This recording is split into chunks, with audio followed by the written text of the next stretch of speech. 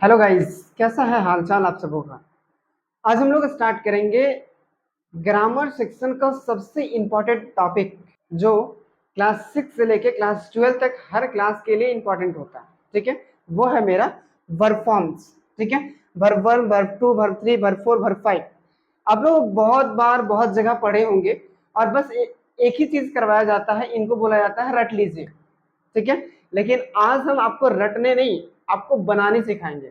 और 1 2 10 नहीं, 150 से प्लस आप खुद बनाइएगा अगर इस टेक्निक से चलिएगा तो चलिए देखते हैं क्या है टेक्निक। तो सबसे पहले क्या है, आपको verb 1, verb 2, verb 3, verb 4, verb 5 5 होता है। ठीक है, और जब 5 होता है तो वर्ब 1 क्या होता है? वर्ब 1 किसी भी काम का इंग्लिश में नहीं, कोई भी, जैसे जाना है तो गो, खाना है तो ईट। ठीक है, उसी तरह से सबका इंग्लिश मीनिंग हम लोग क्या कहते हैं कि वो वर्ब 1 में आ जाता है। तो इसका तो कुछ है नहीं, गो, ईट, डू, प्ले, कम, रन, इस तरह से जितना भी काम होता है सबका इंग्लिश मीनिंग ही क्या कहलाता है? वर्ब 1। वर्ब 2 करने के लिए क्या करना पड़ता है? वर्ब 2 दो ढंग से होता है। ठीक है, अब वर्ब 2 दो ढंग से कैसे कैसे होता है? तो वर्ब 2 जो है ना, वो पहले या तो डायरेक्ट चेंज हो जाता है या तो फिर ईडी जुड़ जाता है। ठीक है, कैसे? तो देखिए, गो का वेंट पूरा डायरेक्ट चेंज हो गया, डू का डिड डायरेक्ट चेंज हो गया, इट का एट डायरेक्ट चेंज हो गया, प्ले का प्लेड ईडी जुड़ा। तो इसमें क्या होता है कि ये 100% में से 80% ईडी लग जाता है। देखिए 80% में क्या होता है, 80% वर्ब फॉर्म में ईडी लग जाता है और बस 20% में डायरेक्ट चेंज हो जाता है। ठीक है, मतलब अगर कभी भी हमको वर्ब 2 बनाना हो ना तो ज्यादातर यूज हम लोग ईडी करके देखेंगे, नहीं तो फिर डायरेक्ट चेंज करेंगे। डायरेक्ट चेंज वाला कुछ ही होता है, बस उसको याद कर लेना है। अब यहाँ पे वर्ब 3 है। वर्ब 3 बनाने के लिए हम लोग क्या क्या करेंगे? तो वर्ब 3 बनाने के लिए 3 रूल होते हैं, 3 चीजों का इस्तेमाल करते हैं। 3 चीजों का कौन कौन सा इस्तेमाल करते हैं हम लोग? या तो एनी जोड़ देते हैं, या तो ईएन जोड़ देते हैं, या तो ईडी जोड़ देते हैं। अब 100% में से अगर बात करें तो ये 70% होता है, ये मेरा कितना होता है 15%, सॉरी 20%, और ये मेरा 10%। कुछ ही गिना चुना होता है जिसमें एनी का इस्तेमाल होता है, नहीं तो फिर ईएन का होता है और ईडी का होता है। देख लो, गो का एनी इस्तेमाल हुआ है। जितना आपको पढ़ना है ना उतना में से 2 ही है जिसमें इस्तेमाल करते हैं एनी। ठीक है, इसके बाद ईएन का इस्तेमाल करते हैं, ईडी का इस्तेमाल करते हैं, और बहुत जगह होता है वो डायरेक्ट चेंज हो जाता है, मतलब वही का वही वर्ब 1 और वर्ब 3 सेम टू सेम होता है। ठीक है, तो इस रूल से अगर आप बनाइएगा तो बहुत सारा जो है ना वर्ब फॉर्म वो आप खुद बना लीजिएगा। ठीक है, तो इसको ध्यान से देखो, ए चट्टा ध्यान से देखो ना, अल्लाह कर रहा है। तो यहाँ पे समझिए, इसके बाद वर्ब 4 है।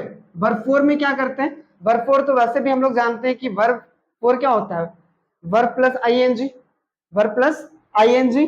तो वही चीज है, वर्ब प्लस आईएनजी। बहुत में क्या करते हैं, वर्ब 1 जो होता है ना उसी में आईएनजी जोड़ देते हैं तो मेरा वर्ब 4 बन जाता है। लेकिन कुछ में क्या होता है, कुछ हटाकर, कुछ क्या है, हटाकर आईएनजी जोड़ते हैं और कुछ में जोड़कर आईएनजी जोड़ते हैं। जैसे ये इसमें देखिए डायरेक्ट आईएनजी जोड़ा हुआ है। ठीक है, इस सब में, यहां में कम में देखो तो एम ई हटाया गया है, ई जो है वो हटाया गया है। यहाँ रन में देखो एन जोड़ा गया है। तो कुछ जोड़कर आईएनजी जोड़ा जाता है किसी किसी में, ठीक है, और किसी में कुछ घटाकर आईएनजी जोड़ा जाता है, और किसी किसी में तो डायरेक्ट जोड़ दिया जाता है। बस इसी रूल को आपको ध्यान रखना है कि किनके साथ कैसा होने वाला है। ठीक है, ये अगर स्ट्रक्चर को याद रखते हैं या फॉर्मेट को, इस फॉर्मेट को अगर हम याद रखते हैं तो मेरा वर्ब का 150 से प्लस आप अपने खुद बना सकते हो, अपने खुद बना सकते हो। ठीक है, अब यहाँ पे वर्ब 5 में तो हम लोग को पता है एस और ईएस का फॉर्म होता है वर्ब 5। तो अब इसमें ज्यादा क्या दिक्कत होता है पता है कि एस और ईएस किसके साथ ऐड करते हैं? यहाँ 2 है, एक होता तो किसी के साथ भी लगा देते, कोई दिक्कत नहीं होता। लेकिन यहाँ किसी के साथ एस लगाना है, किसी के साथ ईएस लगाना है। तो देखो ध्यान से देखो, बहुत अच्छे से समझ में आएगा एस और ईएस किसके साथ ऐड करते हैं। याद रखना, कभी भी कोई वॉवेल हो लास्ट में, मतलब कि वर्ब फॉर्म जो है, वर्ब में लास्ट में अगर वॉवेल है तो हम लोग इसके साथ ईएस लगाएंगे। ठीक है, और अगर लास्ट में कॉन्सोनेंट है तो इसके साथ एस लगाएंगे, कोई दिक्कत नहीं। तो देखिए, गो था ईएस लगाए, डू था ईएस लगाए, टी था एस लगाए, वाई था एस लगाए, ई था एस लगाए।